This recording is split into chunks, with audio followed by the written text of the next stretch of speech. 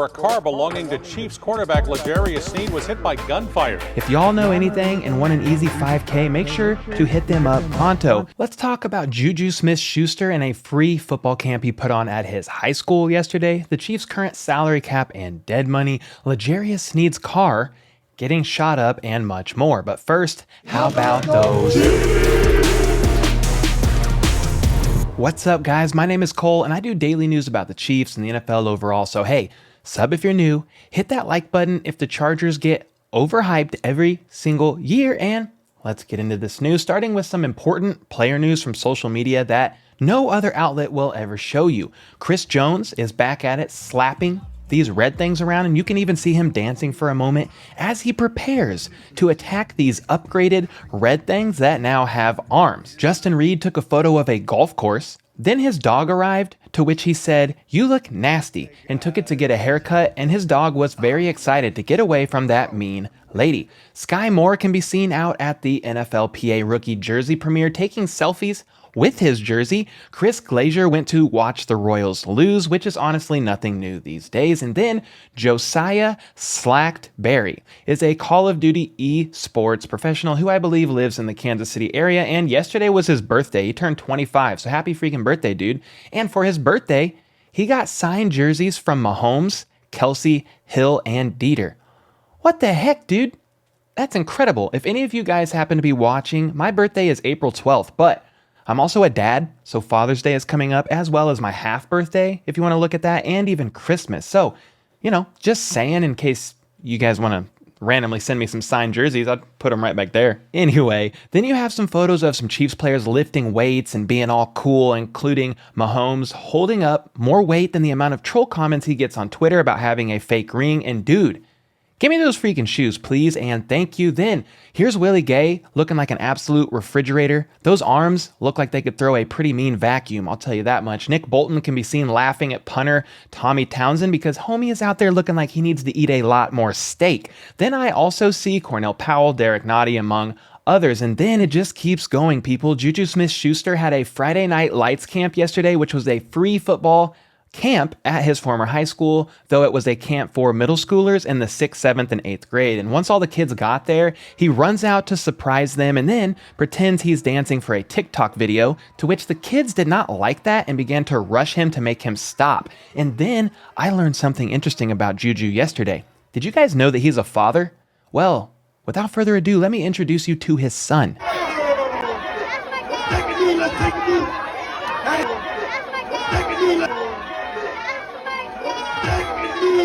This kid is hilarious, just yelling out, "That's my dad!" The irony here, though, is that this kid looks more like Mahomes than JuJu, but this segment's getting a little weird, so let's just move on. From there, JuJu began thanking the crowd, then randomly cut his intro speech short to scream into the mic and dance once again for TikTok. The kids then had to work on drills, were forced to do wind sprints, run routes, and even practice standing around on the field doing nothing, which is very difficult for middle schoolers to do, especially when they don't have a cell phone to stare at. And we can't forget about this clip here of JuJu sidestepping these giant looking Kit Kat bars, which was very nice. And then here's a clip of a kid getting absolutely bamboozled while trying to cover a route.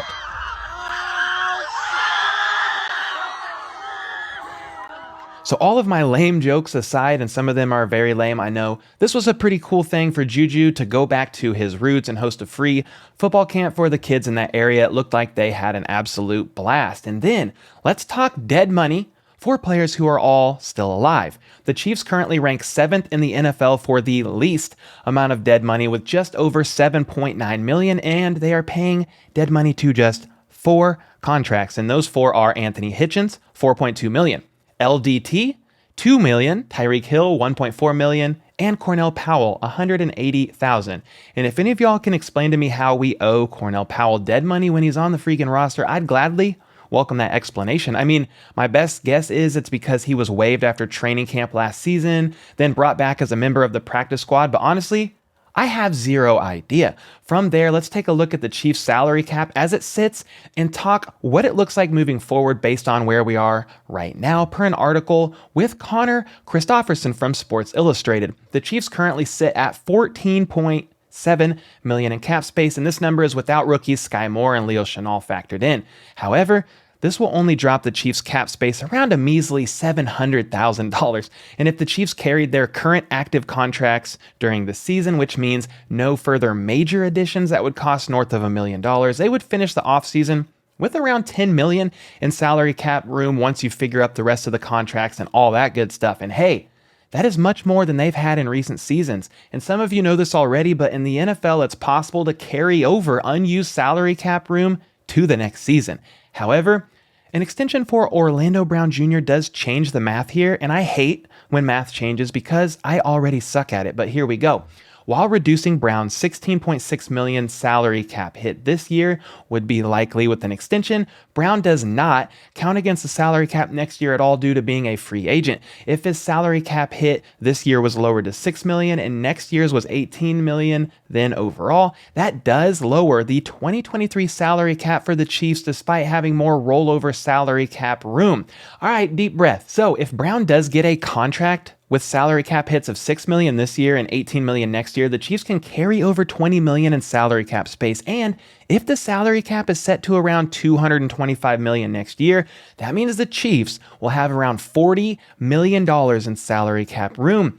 And that $40 million is after an expected Frank Clark return. Oh, good Lord. With 39 players already under contract, and that's without Mahomes' contract being restructured in any way. Basically, the Chiefs are looking really good here and will have some definite flexibility to make moves with that money and with the crazy amount of draft picks they have for next year currently, which is a total of 12. And then we got to talk about some pretty weird news here involving L'Jarius Sneed, our cornerback.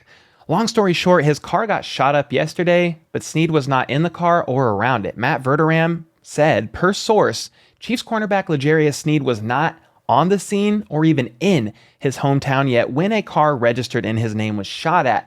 Thankfully, he's all right. TMZ actually first broke this news yesterday because, you know, they somehow are always first to break this kind of stuff. They're freaking stalkers, basically.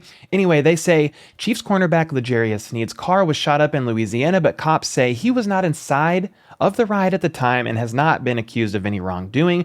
The Minden Police Department tells TMZ Sports that the gunfire went down at some point on Friday afternoon in Minden, where Sneed played high school football. According to a department spokesperson, Sneed's Ford Bronco was hit by bullets, and Sneed later showed up to the scene to check things out. We're told Sneed and others were detained on the scene and questioned by officers. Maybe he even signed some memorabilia for them, you never know. But ultimately, Sneed was not arrested and not charged with a crime and was let go. Sources close to Sneed, how did they get all this info? It's crazy. Say 2 of his friends were driving the vehicle at the time and believe the shooting was random. The spokesperson said cops are investigating the situation to find out who fired on the vehicle. No arrests have been made at this time, but there's a $5,000 reward for any info that could lead to an arrest or conviction. So if y'all know anything and want an easy $5K, make sure to hit them up pronto. Sneed's agent made a statement shortly after saying this was a random and unnecessary act of violence that occurred while Sneed was visiting his hometown. No one was injured, but gunshots did damage the vehicle. He was briefly questioned and released without incident. So yeah, basically, this is almost a non-story here at the moment until more details unfold, if they ever do. But Sneed has already tragically lost his brother in the same town back in December. TQ Harrison, who was largely responsible for raising Sneed as a child, was stabbed and killed by a woman and died at the age of 32. The story is a bit crazy. Gets stabbed in the back. He tries to drive himself to a hospital.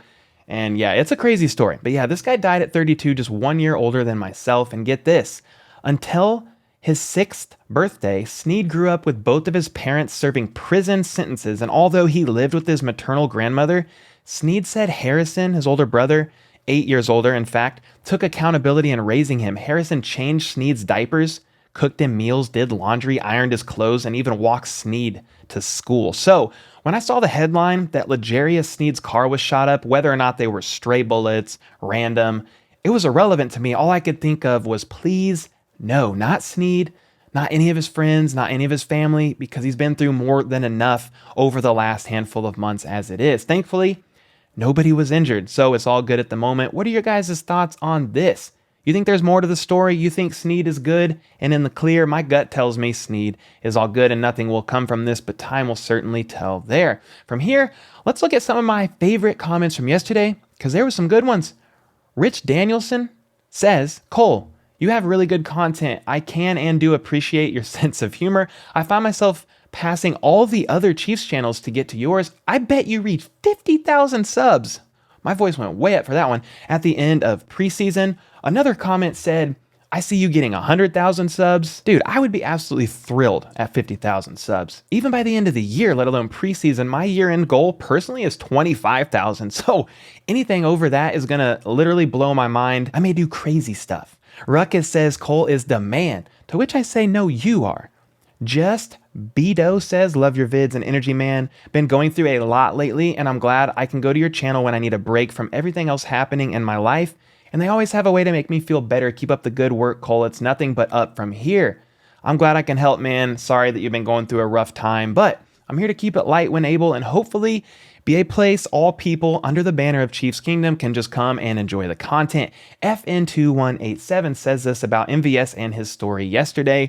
Ignorance is prevalent and stupidity is enabled. I'm really glad MVS just laughed it off and didn't let a loser compromise his season and character. Yeah, man, he was calm and chill and handled it with class. And strangely enough, this always happens when you bring up this kind of a subject, though. There were many comments yesterday trying to discredit MVS and his story, which is a little weird to me, but hey, some people get very triggered by the word racist. I literally had more unsubscribes on my channel yesterday than I think I've seen in a long time, which honestly is pretty funny to me. I don't know if it's just because the word racist was in the title of the thumbnail. Not really sure here, but I'm just going to reiterate the fact that I believe MVS. I have no reason not to believe somebody until they show me otherwise. I don't lean on the I don't believe him train until someone proves that they are not trustworthy of bringing forth credible stories. Sandwich Chief, he says, I'm a big fan of the channel and a big Chiefs fan from Yorkshire, England. Love the energy you inject into the vids, and as a dad of two boys, appreciate the dad humor. P.S. Looking to try authentic KC barbecue and Chick-fil-A. Well, thanks for the comment about the energy. I got a couple of those yesterday, and I gotta be honest with y'all. I chug a cold brew right before filming, so my eyes basically see double when I record from caffeine. But I tell you what, man, if you come to Kansas City from Yorkshire, England, I will personally take you to Chick-fil-A and then to some Kansas City barbecue. Just let me know. Hit me up if you're in town. Kelly Blevin says, I love your videos content. I think you're great at it and keep up the great work. Mac Royal says, you got the best Chiefs daily updates hands down. Let's go. Joe Rodriguez says, the bearded wonder is back. Ooh, the bearded wonder. I like that. Aceman 101 says, will the Chiefs win the Super Bowl this year? Also, thanks for uploading every day. You're freaking welcome, man. The everyday streak will end eventually, but I'm keeping it going while I can. As far as Chiefs winning the Super Bowl, it is so hard to get there. So hard. I'd really like them to and think they have a good shot of getting there for sure. Lee Dre Stevens says, Nide, how about those Chiefs shirt? Quick question. How are these other teams going to play the Chiefs now? Too high safety still? Do they even know? My thoughts are they stay in a too high shell until Mahomes and company shows them they have to change it. If they start destroying teams in the middle with JuJu and Kelce and running the ball a lot more, those too high shells are going to have to come down, which then opens back up the long ball for Mahomes, and you would love to see that, as would I. Gerald Perez says, this is your funniest video. Bruh, you're the man, Cole. Dude, I'm glad you enjoyed it. It's a lot of fun making these for you all. Dog the Backward God posted a comment too long to read, but I did want to respond to it real quick. Regarding Kelce's name, it is Kels, but his dad's side literally says Kelce, from what I understand, so he does not care, and he goes by both. Most people call him Kelce, and he says Kels is a nickname. I have done a video on this, which you'll see pop up on one of these sides, but yeah, basically he does not care, and I switch back and forth calling him Kels and Kelce almost at random, but thanks for the kind words as well.